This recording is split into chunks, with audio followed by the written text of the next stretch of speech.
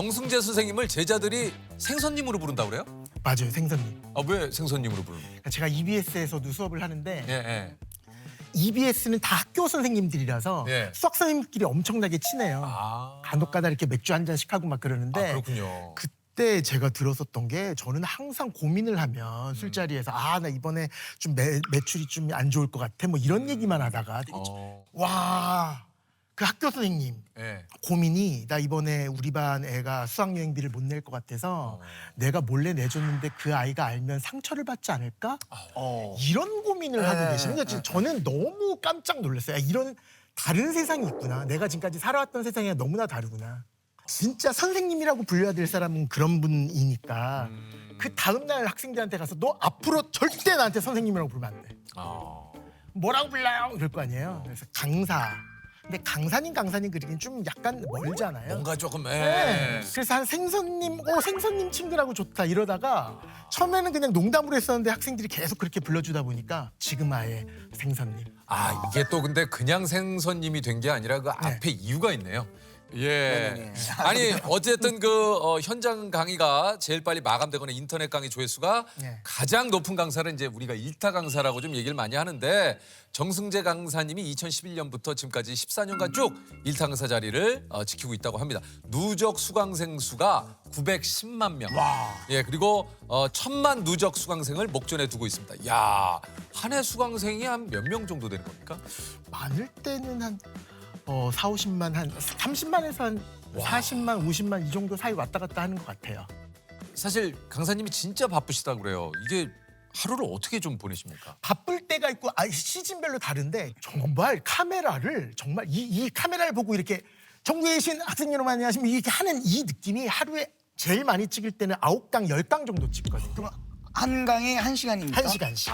그러니까 어떻게 되냐면 5시 정도에 일어나서 6시에 출근한 다음에 첫 번째가 9시부터 12시까지 3개를 무조건 찍어요. 찍으시고. 그 다음에 2시간 있다가 2시부터 5시까지 또 3개를 찍어요. 그런 다음에 또 2시간 있다가 또 3개를 찍고 마무리하거나 라이브 수업 있을 때는 막 10시, 11시에 끝나기도 하고 그래서 죽어가 일정치가 않아요, 제가. 그래서 집에서 잘 때도 있지만 또 그 홍대 쪽에 제가 녹화하는 스튜디오가 있거든요. 그쪽에서 어쩔 수 없이 근처에서 또 주무시기도 하고. 그러기도 하고 막 그렇게 선생님의 회사예요. 건물이구나. 건물이. 너무 늦게 끝나고 너무 일찍 시작하면 무조건 여기서 자요. 되게 유명한 그 소극장이에요. 2층에는 스튜디오가 있습니다. 평행 이동 스킬, 대칭성 스킬이라고 얘기를 해죠. 아니 그 강사님은 이제 일타 강사님 중에 유일하게 이제 EBS에서도 강의를 또 하고 계시다 그래요. 네. 예. 이게 뭐 그렇게 적극적으로 장려할 만한 직업은 분명히 아니거든요. 존경받을 만한 직업도 아니고. 그런데 그렇게 EBS에 들어갈 때마다 내가 여기에서 EBS에서 정말 최선을 다해서 수업을 하거든요. 그럴 때마다 약간 저의 만족인 거예요. 그러니까 뭐 큰 대의를 위해서 열심히 한다가 아니라 그러면 내 스스로가 되게 만족이 돼서 EBS는 되게 열심히 하게 되는 것 같고 또 하나가 뭐냐면 제가 너무 못하는 얘기 중에 하나가 이거 다음에 이 강좌를 듣고 이거 다음에 이 강좌를 들으라는 얘기를 못해요. 왜 그러냐면 그것도 돈으로 생각을 할까 봐. 아, 얘 또 책 팔라 그러는 거야 이렇게 생각할까 봐 그 얘기를 못하는데 EBS는 너무나 자연스럽게 막 얘기할 수 있거든요. 야, 이거 다음에 이거 듣고 이렇게 한 다음에 시험 보면 될 거야 이렇게는 얘기할 수 있으니까 EBS가 오히려 훨씬 더 편하고 되게 자유스럽고 막 그래요. 아니 그 수포자들이 많이 생기는 좀 시기가 있습니까? 어떻습니까? 초등학교 때 보통 초등학교 때부터요? 초등학교 때는 딱 분수. 그 다음에 이제 중학교 올라가면 이제 루트. 그렇지. 루트가 나오면 조금 버거워져. 그러니까 맞아요. 루트를 왜 씌우지부터 의문이 생겨요. 이걸 왜 맞아요. 루트를 왜 씌우는 거야부터 사실 거부감이 생기면서 좀 약간 화가 나요. 고등학교 올라가면 함수부터 시작을 해서 이제 고2 때 본격적으로 그 되게 유명한 단어 미적분이라는 게 있었잖아요. 그때부터 이제 학생들은 그거는 막 듣기도 네. 미적분? 그래서 제가 이제 사실은 초등학교 때 수학을 꽤 잘했어요. 그래서 선행학습을 해서 초등학교 6학년 때 이미 뭐 중학교의 문제까지도 좀 풀 수 있는 조셉님이요? 예, 상황이 되니까 네네. 왜 놀래세요?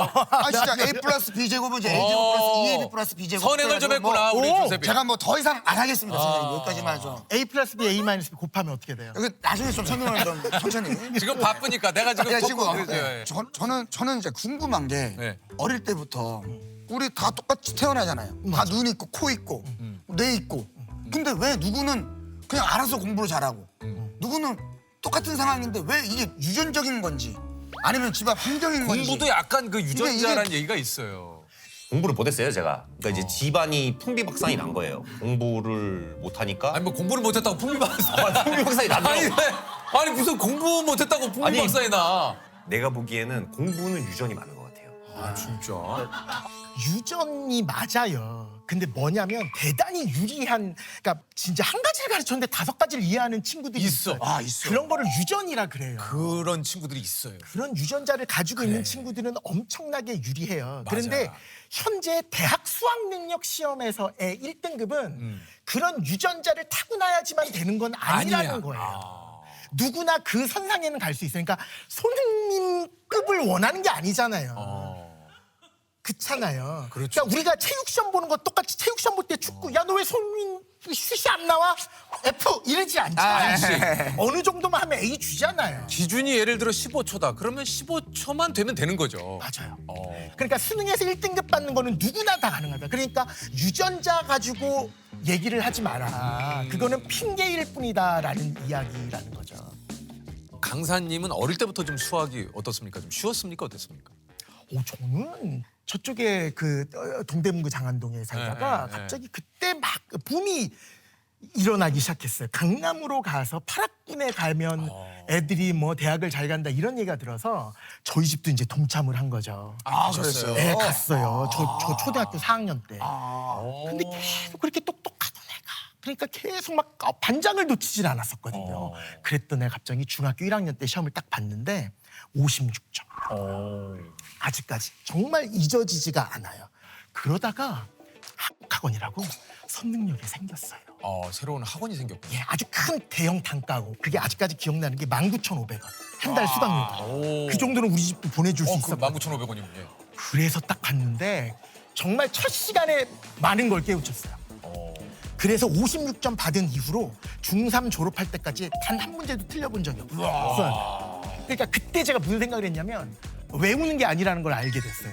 외우는 게 아니다. 그러니까 저 아직까지 기억나는 게 플러스 마이너스 플러스 마이너스 그러니까 양수랑 음수랑 곱하면 음수가 되고 음수랑 곱하면 양 그런 것들을 모든 것들을 다 외웠어요.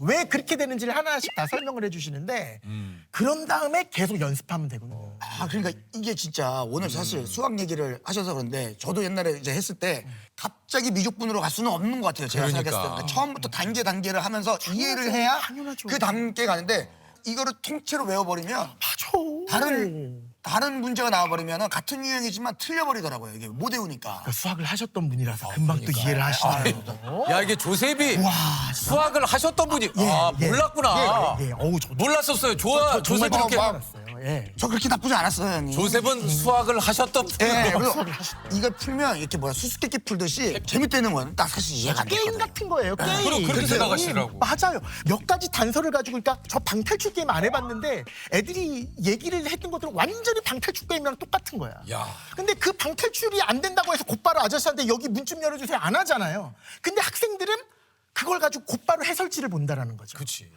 애들이 정말 1분도 생각 안 하고 곧바로 해설지 보니까 점점 수학에서 멀어지는 느낌이 되게 심한 거예요.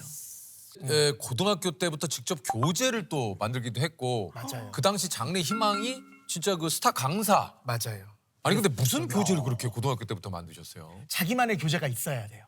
기존의 교재로 수업하는 건 좀 약간 아마추어틱하고요. 자기의 교재가 있어야지 일단은 가능하겠다 이런 그러니까 생각이 내가 들어서 문제를 내고 내가 이제 문제를 만드는 거죠 한마디로. 개념을 저는 개념 위주로 개념 서술을 하는 거부터 시작해서 정리하고 문제 배치하고 막 이러는 거. 아, 그러니까 예를 들면 정석처럼 선생님만의 어떤 맞아요, 교재를 맞아요, 만드시는구나. 맞아요. 제 글씨로 다 쓴 거예요. 인쇄가 하나도 없어요.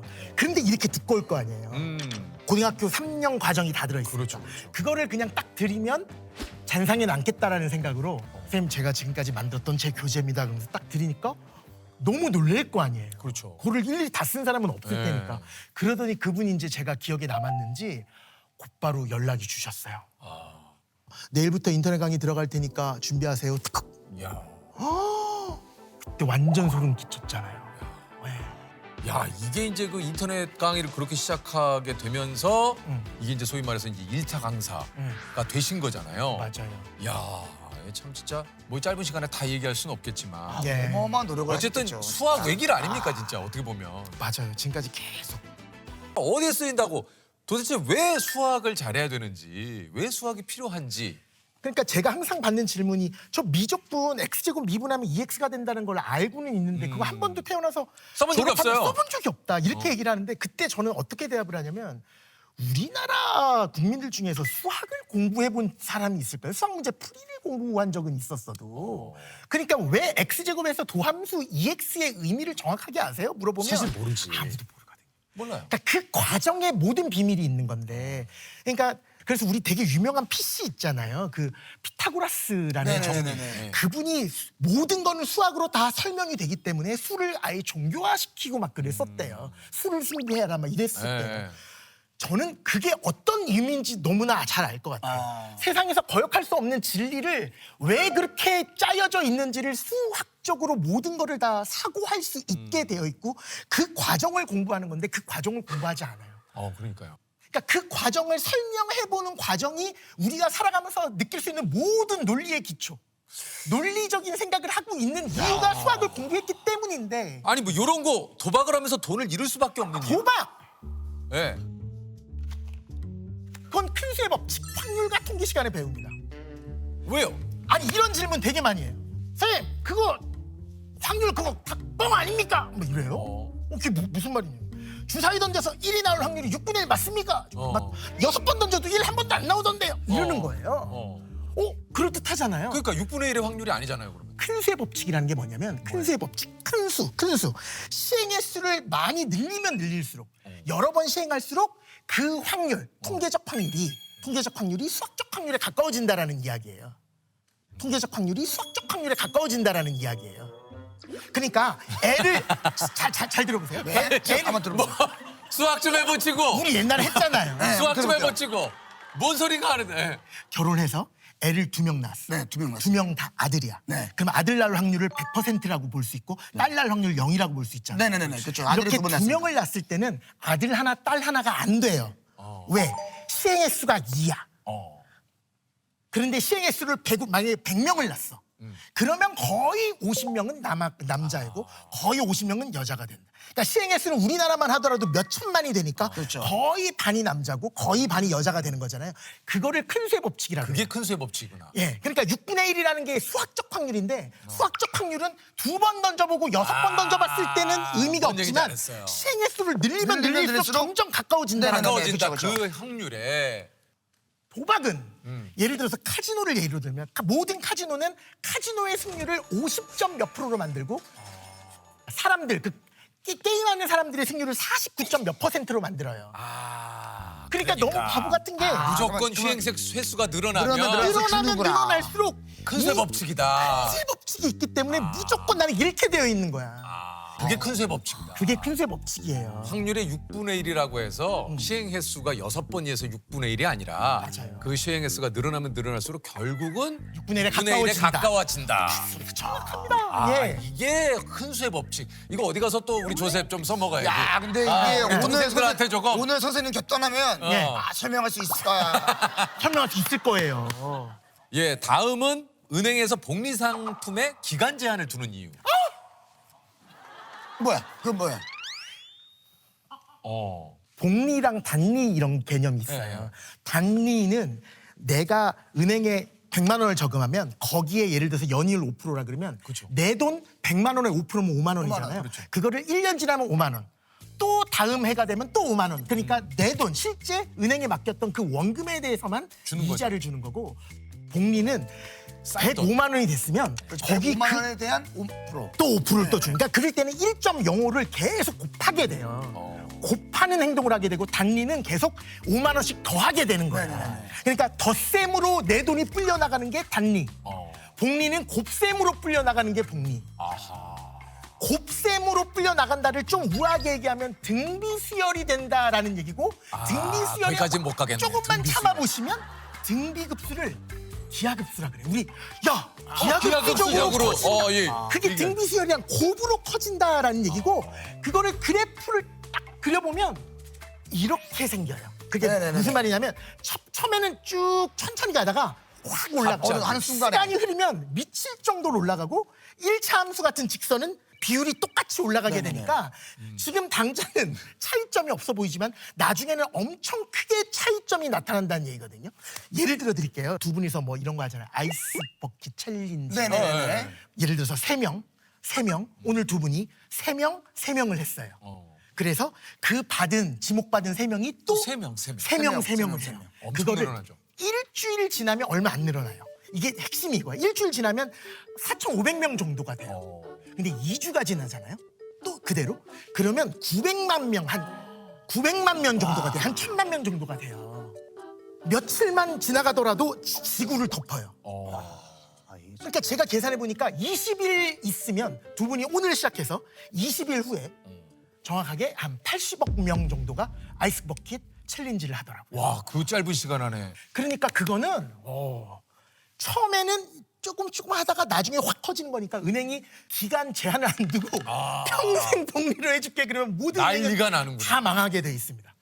기하급수적으로 커진다는 게 그 지수함수를 따라서 올라간다는 그러니까 그 기하급수로 가기 직전에 기간으로 맞아요. 거군요. 확 올라가기 전까지. 바로 직전에 끊어. 야, 맞아요. 그러니까 아니면 저거 금액으로 한도를 주고. 한도를 주든가. 맞아요. 그럴 수밖에 없는 거예요. 어쨌든 선생님이 또 지금 우리가 얘기를 들어보니까 우리 강사님이 진짜 이 강의하실 때 얼마나 열정적인지 어떤 학생들을 좀 집중시키기 위한 예, 뭔가 좀 본인만의 좀 노하우나 방법이 좀 있습니까? 그러니까 화가 날 때 화를 내는 건데 아. 그러니까 간혹 가다가 이제 현장 강의에서 학생들 만났는데 얘가 졸고 있거나 너무 하기 싫으니까 저는 하기 싫어가 써 있어. 그러면 나는 얘랑 너무 대화를 그러면 이제 가까이 가서 넌 꿈이 뭐니부터 시작을 해. 너는 지금 이 자리에 앉아 있는 이유가 뭐니? 네가 만약에 도저히 앉아 있기 싫은데 엄마 아빠 때문에 있으면 우리 합의를 보자. 내가 너한테만 환불을 해주고 엄마 아빠한테 얘기를 안 해줄 테니까 너 이거 가지고 햄버거 먹어. 차라리 그러고 그렇게 있다 보면 또 갑자기 죄책감이 들어서 공부 한번 해볼까? 이런 생각이 들지도 모르니까 오늘은 너 그냥 집에 가는 게 나을 것 같아. 내가 환불해줄게. 나 이런 얘기도 되게 많이 하거든. 그러면은 학생들이 보통 반응이 어떻습니까? 혼나는 줄 알고 뭐 이래. 야 지금 내가 화난 거 아니야? 혼난 게 아니라 정말 그렇게 능동적으로 한번 내가 왜 여기에 앉아 있는지를 그러니까. 생각해야지. 인생이라는 거는 내가 지금까지 생각했었던 가장 부러운 인생들은 다 수학 잘하는 사람 아니었거든요. 보통 요즘 남학생들 저는 손흥민처럼 되는 게 다음 세상에서 꿈이에요 이러잖아요. 그분이 수학으로 성공한 게 아니잖아요. 그러니까 수학을 잘한다는 게 절대선이 아닌데 왜 얘는 수학을 잘하기 위해서 여기 앉아 있을까라는 게 난 너무 고통스러워서 이런 이야기를 유튜브로 이렇게 짤로 해가지고 막 올리는 친구들이 있어가지고 그러니까 이런 예. 직선적이고 현실적인 조언들이 이제 학생들한테 많은 공감을 불러일으키는 거고 무엇보다 이제 손흥민 선수가 되고 싶다고 하는데 손흥민 선수가 이제 되려고 다음 생에 태어나도 손흥민 선수가 어느 과정을 거쳤는지를 하다 보면 맞아요. 학원 가고 싶다는 생각이 들 수 있어요. 훨씬 그래서 공부가 제일 네. 쉽다라고 하는 건데 그 과정을 생략을 하고 유전자 따위를 얘기하고 있으니까 저는 유전자를 못 받아서 공부를 안 하는 거임 이렇게 얘기를 하고 있으니까 얼마나 안타까워요. 와. 정말 너무 안타깝다는 거지. 그 양반들이 얼마나 큰 고통을 다 그러니까요. 감내하는지를 수학 문제 5번 복습하는 게 1억 배씩이지. 1억 배. 그것만 해도 점수가 적어도 2등급은 나오는데.